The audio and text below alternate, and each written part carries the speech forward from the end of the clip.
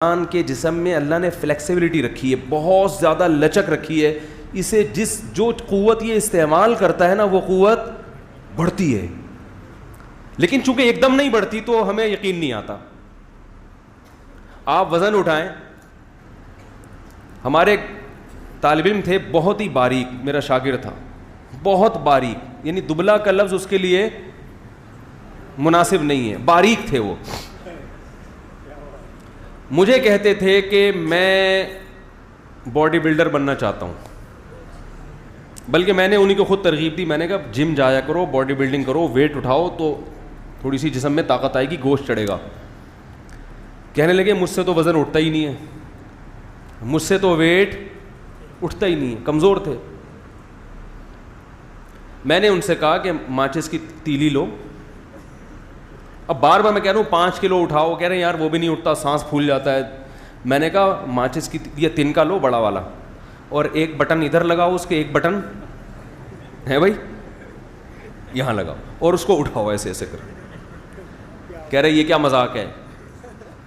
میں نے کہا مذاق نہیں ہے, یہ تو اٹھے گا نا. کہہ رہے ہاں. میں نے کہا یہاں سے شروع کرو, اپنے کیریئر کا یہاں سے, شرماؤ نہیں. پبلک کیا, میں نے کہا بند کمرے میں کر لو یار, یہاں سے اسٹارٹ کرو. جب یہ ماچس کی تیلی اٹھاؤ گے یا تنکا اٹھاؤ گے تو پھر 2 بٹن لگا دو, پھر وہ جو ویسٹ کوٹ کا بٹن ہے نا بڑا والا وہ لگاؤ, ٹھیک ہے. ایسے میں نے کہا ہوتے ہوتے انشاءاللہ ایک ٹائم آئے گا کہ 10-10 20-20 کلو کی پلیٹیں لگی ہوئی ہوں گی. آپ یہ کیوں سوچ رہے ہو, یہ تو خیر بٹن مذاق کر رہا ہوں میں سمجھانے کے لیے کہ یہ تو ہو سکتا ہے, ایسا نہ کوئی بٹن سے شروع کر دے گھر جا کے, آدھا کلو لگا لیں, 1 پاؤ لگا لیں, صحیح نا, 250 گرام لگا دیں. تو بات یہ ہے کہ جب آپ ویٹ اٹھاتے ہو تو تھوڑے دنوں میں آپ میں مزید ویٹ اٹھانے کی صلاحیت بڑھتی ہے. یہ خوب سمجھ لیں اچھی طرح سے کہ اللہ نے ہماری باڈی کے جس پارٹ کو جس کام کے لیے پیدا کیا, باڈی کا وہ پارٹ اگر اس کام میں لگے گا تو اس کام کی صلاحیت اس میں روز بروز بڑھے گی, بشرطے کہ کنٹینیو اس کو اس کام میں لگایا جائے. وہ صلاحیت کم نہیں ہوتی, بڑھتی ہے. آپ سے چلا ہی نہیں جا رہا, اگر کوئی گھٹنے میں فالٹ ہے وہ تو ایک الگ چیز ہے نا, لیکن نارمل ٹانگیں ہیں, چلا نہیں جا رہا تو چلو, بھاگا نہیں جا رہا تو بھاگو. ابھی ہم نے کچھ دن پہلے ایک صاحب کو جاگنگ کرائی, میں نے صبح 4 بجے, صبح 4 بجے میرے پاس آئے تھے اصلاح کے لیے. خانقاہ تھی ہماری, ڈیجیٹل خانقاہ چلی تھی, وہ آئے تھے کس کے لیے؟ اصلاح کے لیے. اسٹائل تھوڑا سا نرالا تھا ہمارا. ہم نے کہا صبح 4 بجے اٹھیں اور کیا کریں؟ بولو بھائی جاگنگ کریں. بغیر القد تکتسب المعالی ومن طلب العلا سحر اللیالی. صاحب ہدایہ کا بڑا پیارا شعر ہے کہ تو محنت کے بغیر بلند مرتبے چاہتا ہے, جو بھی بلند مرتبوں کی تلاش میں ہے وہ راتوں کو جاگتا ہے, اٹھتا ہے جلدی. وہ کہتے ہیں کہ یغوص البحر من طلب اللآلی, جس کو موتیوں کی تلاش ہوتی ہے وہ سمندر کی تہ میں غوطے لگاتا ہے. اصلاح کرانی ہے, بلند مقام تک پہنچنا ہے, صبح 11 بجے پولیس آ کے اٹھا رہی ہے, اٹھ جا بھائی بہت ہو گئی.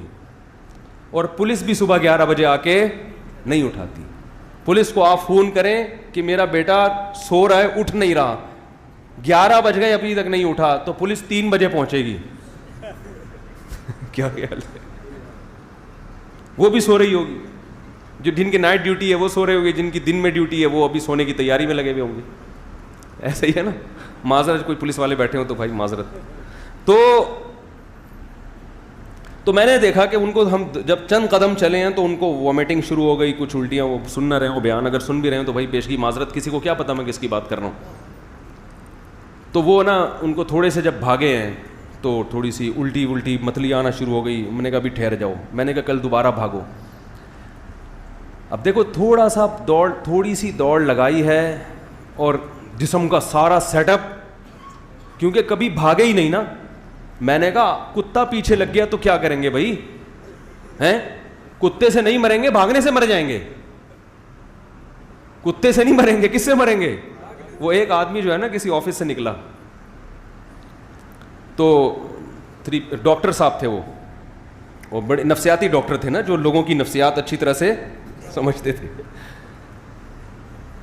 تو اور پاگلوں کی نفسیات تو اور نفسیاتی ڈاکٹر بہت اچھی طرح سمجھتے ہیں. لیکن کتنی بڑی مسٹیک ہوئی, وہ نکلے آفس سے باہر 3 پیس سوٹ پہنا ہوا ہے اور کبھی بھاگے نہیں.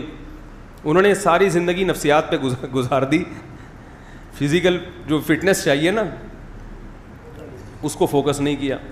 تو وہ آفس سے باہر نکلے تو دیکھا ایک پاگل ان کی طرف دیکھ رہا ہے ایسے کر کے. پاگل کا تو کام ہی ہے کبھی کسی کو دیکھے گا بھائی اس کو لفٹ نہیں کرائیں. آپ تو ویسے بھی نفسیاتی ڈاکٹر ہیں, آپ کو تو پتہ ہونا چاہیے کیوں اس کو فری کرا رہے ہو. اب جب انہوں نے دیکھا کہ پاگل میری طرف دیکھ رہا ہے تو یہ تھوڑے کنفیوز ہوئے اور دوسری طرف دیکھنے لگے نا. پھر انہوں نے تھوڑا مڑ کے دوبارہ دیکھا کہ میری طرف ابھی بھی نہیں دیکھ رہا.